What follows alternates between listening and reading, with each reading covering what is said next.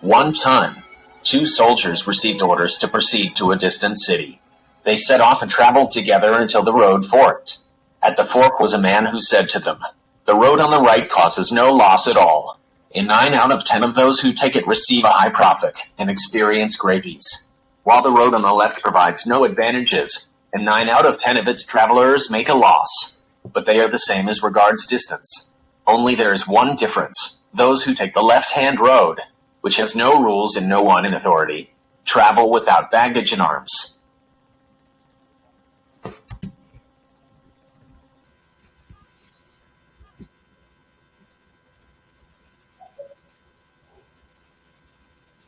They feel an apparent lightness and deceptive ease, whereas those traveling on the right-hand road, which is under military order, are compelled to carry a kit bag full of nutritious rations and a superb army rifle, which will overpower and rout every enemy. After the two soldiers had listened to what this instructive man had to say, the fortunate one took the road to the right. He loaded the weight of one bad man onto his back, but his heart and spirit were saved from thousands of bad men of fear and feeling, obliged to others.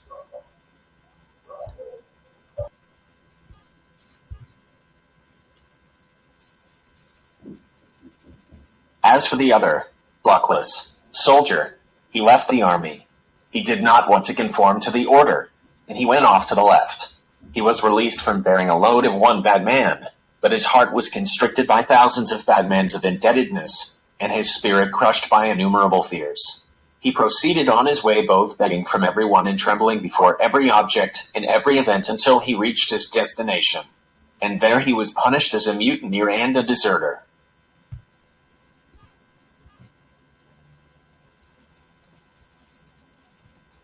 As for the soldier who loved the order of the army, had guarded his kit bag and rifle, and taken the right-hand road, he had gone on his way being obliged to no one, fearing no one, and with an easy heart and conscience until he reached the city he was seeking.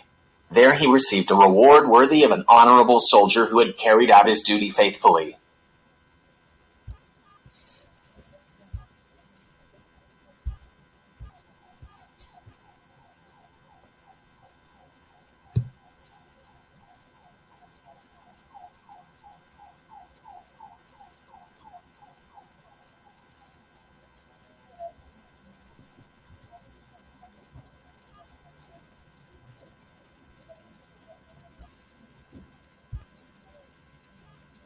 O rebellious soul, know that one of those two travelers represents those who submit to the divine law, while the other represents the rebellious and those who follow their own desires.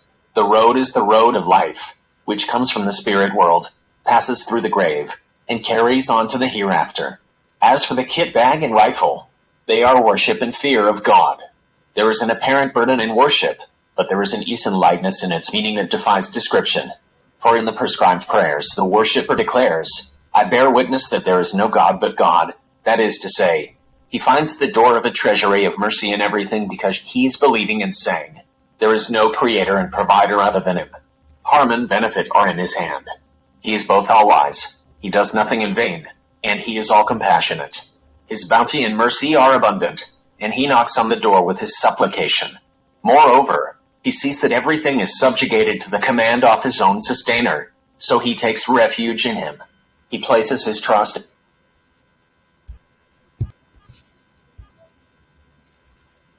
in him and relies on him, and is fortified against every disaster. His belief gives him complete confidence.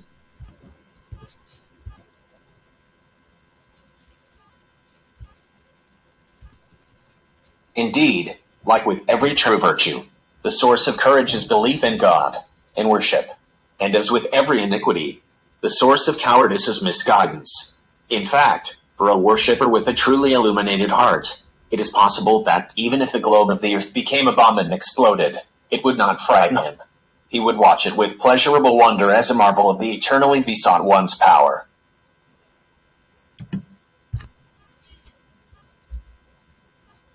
A famous degenerate philosopher with a so-called enlightened mind, but no heart, saw a comet in the sky.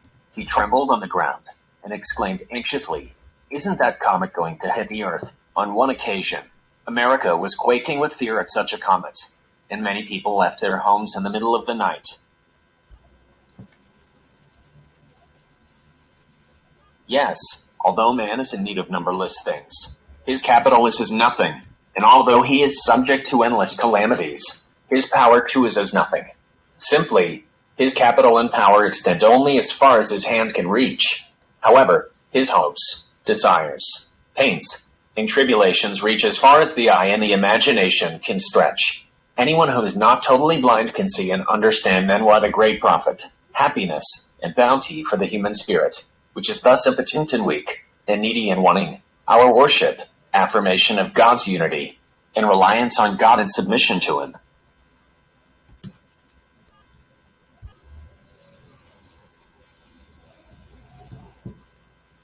It is obvious that a safe way is preferable to a harmful way, even if the possibility of its safety is only 1 in 10. But on the way of worship, which our matter here, there is a 9 out of 10 possibility of it leading to the treasury of eternal happiness, as well as its being safe.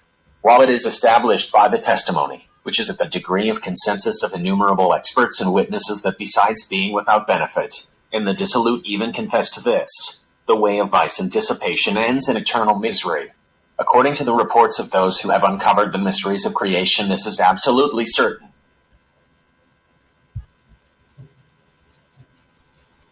In short, like that of the hereafter, happiness in this world lies in worship and being a soldier for Almighty God.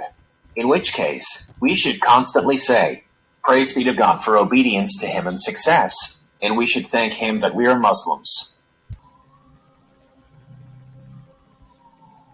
أعوذ بالله من الشيطان الرجيم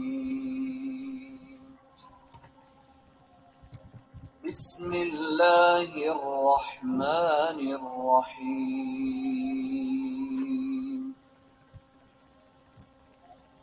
الله لا إله إلا هو الحي القيوم لا تأخذه سنة ولا نوم له ما في السماوات وما في الأرض من ذا الذي يشفع عنده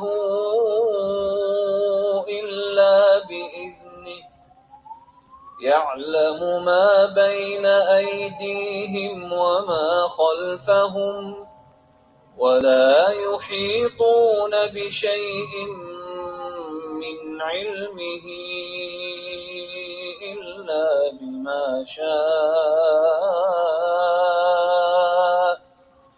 وسع كرسيه السماوات والأرض ولا يؤوده حفظهما وهو العلي العظيم